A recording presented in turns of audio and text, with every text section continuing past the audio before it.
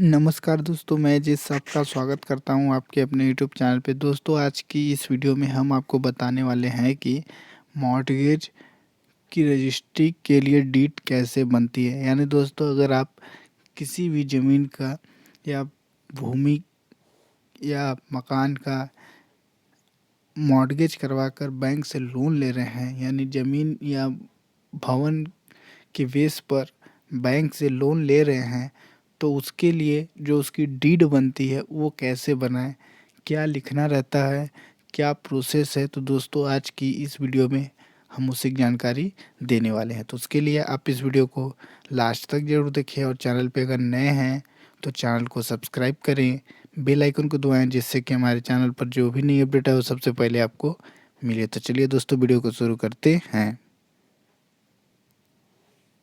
तो दोस्तों, मॉर्टगेज अगर आप करवा रहे हैं तो उसके लिए जो डीड बनती है, तो उसके लिए सबसे पहले आपको इस तरीके का घोषणा पत्र यानी डिक्लेरेशन लेटर टाइप करना होगा, यानी लिख लेना होगा। उसमें अब आपको ये इस तरीके का आपको लिखना है कि मैं आपका नाम, पिता श्री यानी फादर नेम, उम्र और रेसिडेंशियल एड्रेस यानी निवास जहाँ रहते हैं।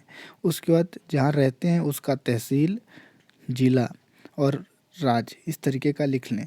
अगर किसी अन्य राज्य के निवासी हैं, अगर मध्य प्रदेश के अलावा कहीं अन्य के निवासी हैं, तो उसका एड्रेस भी आप इसी तरीके से लिख लें। यानी कि आप यहाँ पे जो अदर स्टेट का है उसको लिख लें।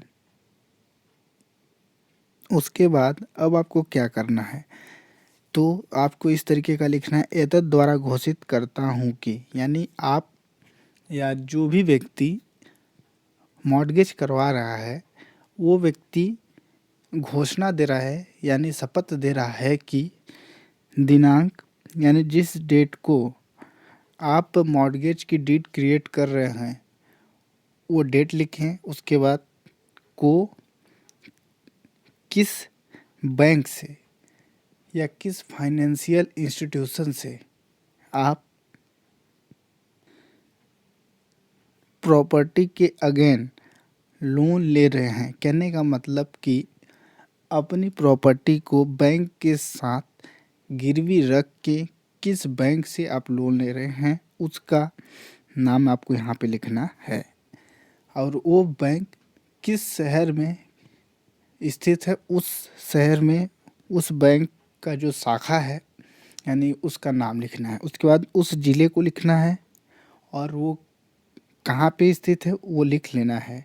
तो आपको इस तरीके से लिखना है कि मैं एतद द्वारा घोषित करता हूँ कि दिनांक XYZ को XYZ बैंक से शाखा XYZ जिला XYZ मध्य प्रदेश या जहाँ पे भी स्थित हो उसको लिख लेना है।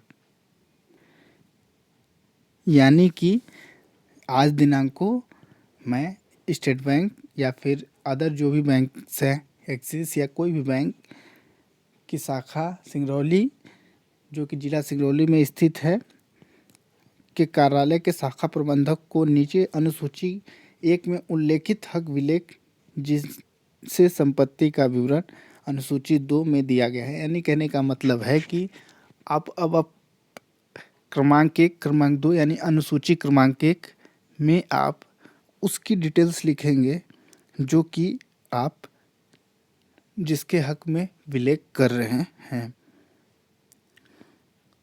उसके बाद नीचे में आएंगे तो आप ये लिखेंगे कि आप कितने रुपए का लोन ले रहे हैं, यानी बैंक आपको कितने रुपए का लोन दे रहा है उसको आप नंबर में भी लिखें और शब्दों में भी लिखें। अब आप लोन लेके क्या करेंगे, यानी किस पर्पस के लिए लोन ले रहे हैं, होम लोन ले रहे हैं तो आप ये लोन का प्रकार लिखें। उसके बाद आगे के लिए प्रतिभूति करने की प्रयोजन से निक्षेप किए गए हैं। अब आपको अनुसूची क्रमांक 1 लिखना है, नीचे में स्क्रॉल करना है और निक्षिप्त हक विलेख का विवरण विक्रय पत्र यानी आपकी जो प्रॉपर्टी है आपको किस प्रकार से प्राप्त हुई है। कहने का मतलब है दोस्तों कि आपकी जो ज़मीन है यानी प्लॉट या फिर जो मकान है यानी हाउस, ये आपको किस प्रकार से प्राप्त हुई है। तो ये जो ज़मीन है, ये ज़मीन है, ये ज़मीन आपको किस प्रकार से प्राप्त हुई है।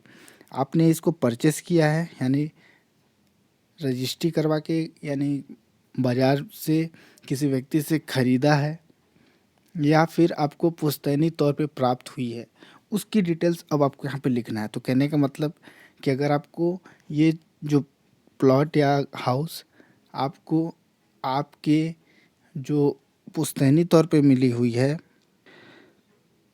तो उसके बारे में डिटेल्स देना है। अगर आपने ख़रीदा है तो आपको रजिस्ट्री क्रमांक, किस डेट को, किससे आपने ख़रीदा है, किस पंजीयन कार्यालय से रजिस्ट्री हुई है, वो पंजीयन कार्यालय किस तहसील में, किस ज़िले में स्थित है, उसकी डिटेल्स देना है। कहने का मतलब कि आपने किसी से ज़मीन ख़रीदा है तो उसका नाम, कब ख़रीदा है उसका डेट, और कहाँ से ख़रीदा उसकी डिटेल्स लिखना है। अगर आपको आपके पिता या कहीं अन्य जो जैसे फैमिली मेम्बर्स हैं उनके बीच से प्राप्त हुई है, यानी पार्टीशन के द्वारा प्राप्त हुई है, तो आपको पार्टीशन का जो डिटेल्स लिखना है कि आपने पार्टीशन का केस नंबर जो होता है, प्रकरण क्रमांक, उसकी डिटेल्स लिखना है और किस न्यायालय के द्वारा आपको दिया गया है। और उसके बाद नीचे में आना है अनुसूची 2 में संपत्ति का विवरण, यानी संपत्ति का विवरण में आपको खसरा नंबर, अराजी नंबर, प्लाट नंबर, तीनों में से कोई एक नंबर आपको यहाँ पे लिखना है। ये आपके शहर के ऊपर डिपेंड करता है कि आपको क्या मिलता है। कहने का मतलब नॉर्मल शहर में है तो खसरा और अराजी ये मिलेंगे, यानी खसरा और अराजी कॉमन है। और प्लाट नंबर, अगर आप बड़े शहर में रहते हैं तो आपको वहाँ पे प्लाट नंबर दिया जाता है। उसके जस्ट आगे आपको रकबा एरिया हेक्टेयर में, तो आपका जो ज़मीन या मकान है तो किसी पर्टिकुलर क्षेत्र में बना होगा तो वो हेक्टेयर में आपको यहाँ पे लिखना है। उसके बाद आगे कोष्टक में वर्ग मीटर में भी लिखना है, तो आपको वर्ग मीटर में भी यहाँ पे लिख लेना है कुछ इस तरीके से। उसके बाद नीचे स्क्रॉल करेंगे तो आपको मौजा और ग्राम, मौजा और ग्राम का मतलब होता है दोस्तों कि ज़मीन किस गांव की है। उसके आगे पटवारी हल्का नंबर, तो जिस गांव की ज़मीन है वहां का एक पटवारी हल्का नंबर होता है, यानी वहां पे एक पटवारी की नियुक्ति की जाती है, उसको नंबरिंग के तौर पे एक नंबर अलॉट किया जाता है, तो उसका नंबर होता है, उसको भी लिखना है। राजस्व निरीक्षक मंडल, यानी आरआई, रेवेन्यू इंस्पेक्टर या राजस्व अधिकारी जिसको कहते हैं, उस एरिए का, उसका नंबर या मंडल कह सकते हैं होता है, उसका नाम लिखना है। उसके बाद वार्ड नंबर, अगर आप शहरी क्षेत्र के हैं तो आपको वार्ड अलॉट होता है, तो वार्ड नंबर और वार्ड का नाम लिख लीजिए। उसके बाद तहसील और उसके बाद जिला लिख लेना। चौहद्दी का मतलब होता है ज़मीन के चारों दिशाओं में कौन है, उसका नाम आपको लिख लेना, उत्तर, दक्षिण, पूरब, पश्चिम की दिशाओं में। तो इतना सारा डिटेल्स आपको लिख लेना है। तो दोस्तों कुछ इस तरीके से सारी डिटेल्स को आपको लिख लेना है कि आपका नाम, आपके पिता का नाम, उम्र और रेसिडेंशियल एड्रेस। उसके बाद आप किस बैंक से लोन ले रहे हैं, कितना लोन ले रहे हैं, तो इस तरीके से सारी डिटेल्स लिख लें। इसके बाद अब आपको इसको ऑनलाइन करना होता है। तो ये दोस्तों आप मॉर्गेज की डीड क्रिएट कर सकते हैं कुछ इस फॉर्मेट में। तो आप इस तरीके से सारी डिटेल्स को लिख लें।